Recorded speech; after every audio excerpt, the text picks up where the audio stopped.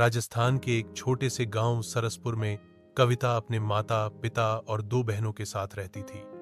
उसके पिता एक किसान थे और मां घर संभालती थीं। गांव में लड़कियों की पढ़ाई को ज्यादा महत्व नहीं दिया जाता था, लेकिन कविता कुछ अलग थी। जब भी आसमान में उड़ते हवाई जहाज को देखती, वह सोचती, एक दिन मैं भी उड़ूंगी आसमान की ऊंचाइयों तक। उसकी ये बात सुनकर गांव वाले हंसते थे, कहते थे, हवाई जहाज उड़ाना कोई खेल नहीं, और वो भी एक लड़की के लिए।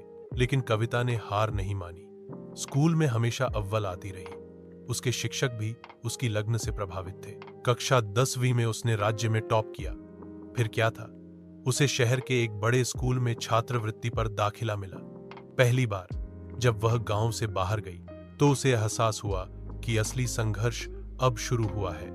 शहर में भाषा, पैसे और रहन सहन की दिक्कतें थीं, लेकिन उसके अंदर जो सपनों की चिंगारी थी, उसने उसे कभी हारने नहीं दिया।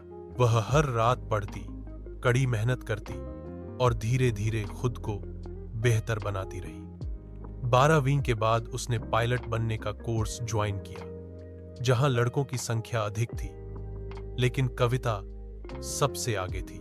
कई बार आर्थिक कठिनाइयां भी आईं, लेकिन उसने कभी पीछे मुड़कर नहीं देखा। गांव से, समाज से, हालातों से सब कुछ उसके खिलाफ था, लेकिन उसकी उम्मीदें, उसका झब्बा और उसका सपना उसके साथ था। कुछ सालों बाद वही कविता पहली बार एक अंतरराष्ट्रीय उड़ान की पायलट बनी।